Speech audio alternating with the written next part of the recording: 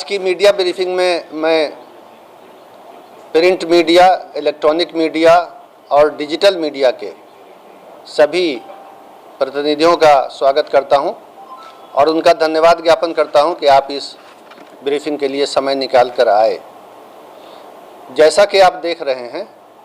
हमारे साथ श्री चैतन्य प्रसाद अपर मुख्य सचिव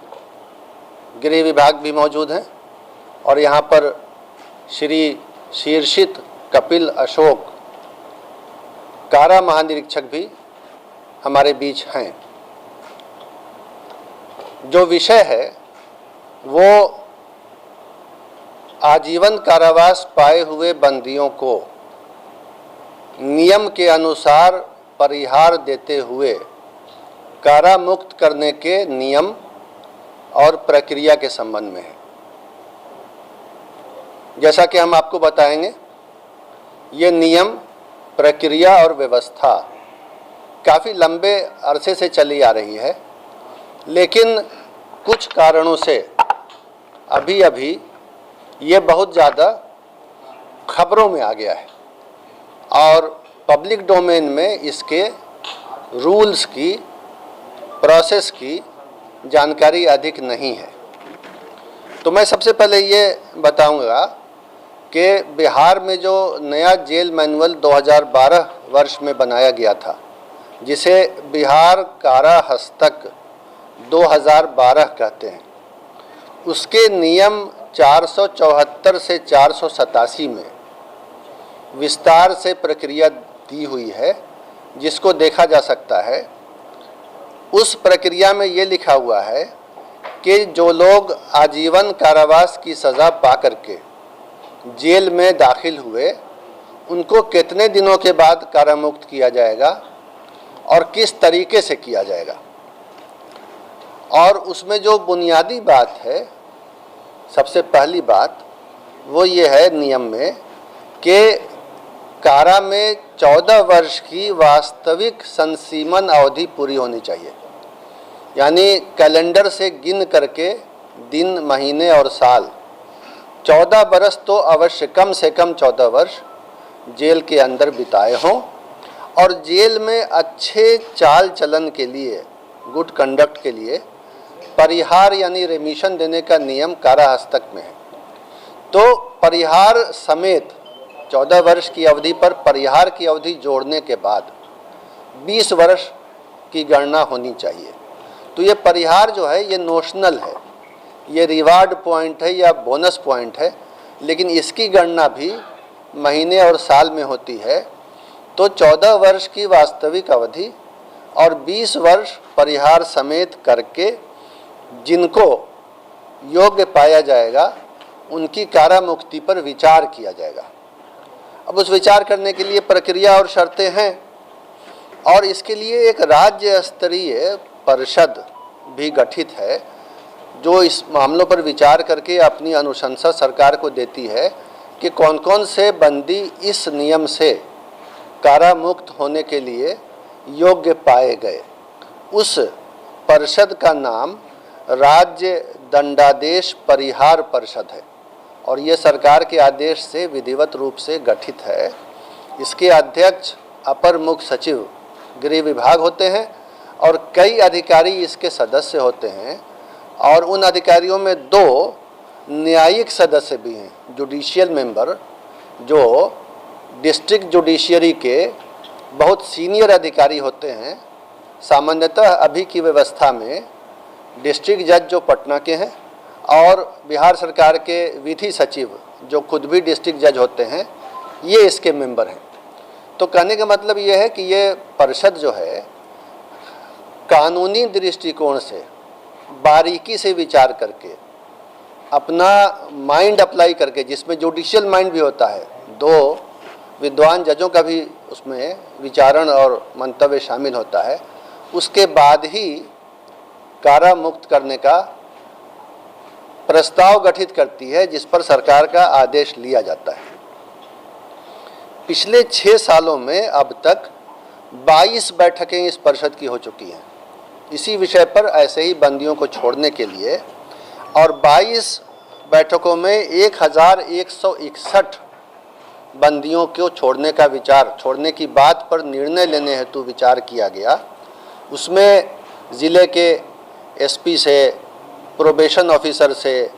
और ट्रायल कोर्ट के जज से भी रिपोर्ट मंगाई जाती है। कुछ रिपोर्टें कारा मुक्ति के फेवर में होती हैं, कुछ कारा मुक्ति के फेवर में नहीं होती हैं रिपोर्टें।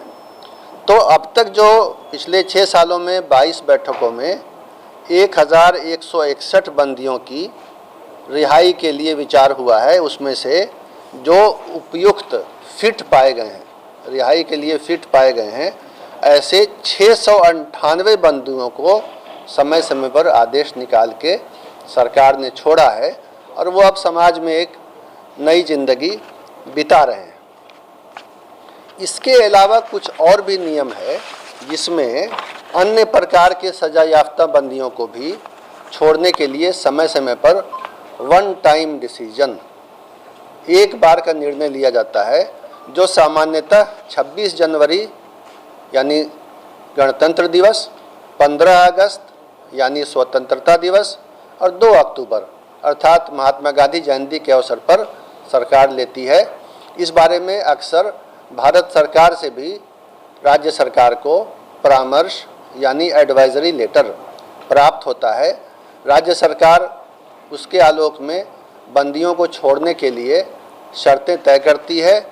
और उनको भी छोड़ा जाता है। अब तक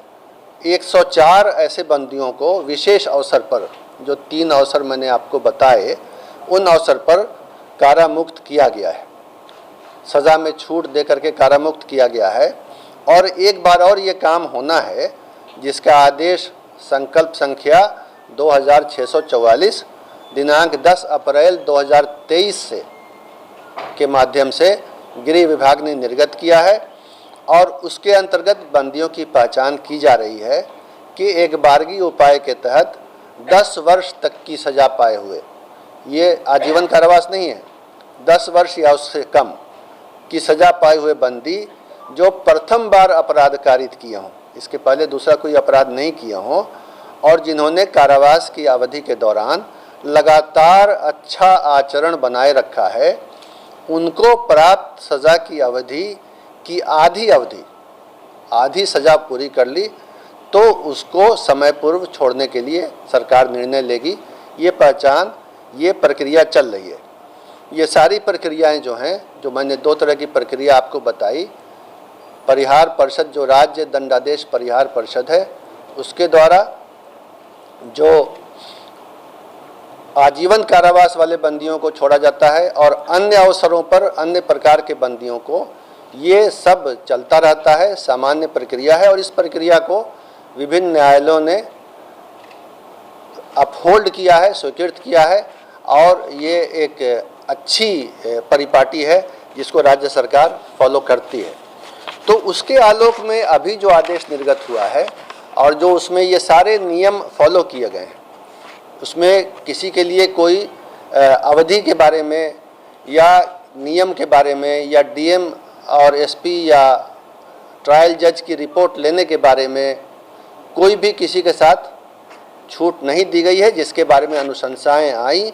ज़िले के एसपी ने किया, जिसके बारे में डिस्ट्रिक्ट जज या जो ट्रायल जज थे उन्होंने अनुशंसा भेजी कि हाँ छोड़ सकते हैं। एसपी की रिपोर्ट आई, प्रोबेशन ऑफिसर की आई, फिर ये कमेटी बैठी, तब हुआ है और किसी को इसमें कोई उन मामलों में जो शर्तें हैं बुनियादी छूट नहीं दी गई है। एक बंदी जो राजनीतिक बंदी हैं, श्री आनंद मोहन का नाम आ रहा है, मीडिया में भी आ रहा है, उनका भी केस अलग कुछ नहीं था, वो उनको भी जो है उनकी तो 14 वर्ष नहीं 15 वर्ष 9 माह 25 दिन की वास्तविक अवधि पूरी हो चुकी है। 14 वर्ष के बदले 15 वर्ष 9 माह 25 दिन और परिहार सहित अगर जोड़ें तो 22 वर्ष 13 दिन की सज़ा पूरी हुई है और बाकी बंदियों की भी इसी तरह 14 वर्ष से अधिक और 20 वर्ष से अधिक पूरी हुई है। ये एक सामान्य प्रक्रिया है प्रशासनिक और पहले से चली आ रही है और इसमें किसी तरह का कुछ नियम के पालन में कोई कमी नहीं की गई है। यही बातें आपको बतानी थी और आपने इसको धैर्य के साथ सुना, इसके लिए मैं आपको धन्यवाद देता हूँ।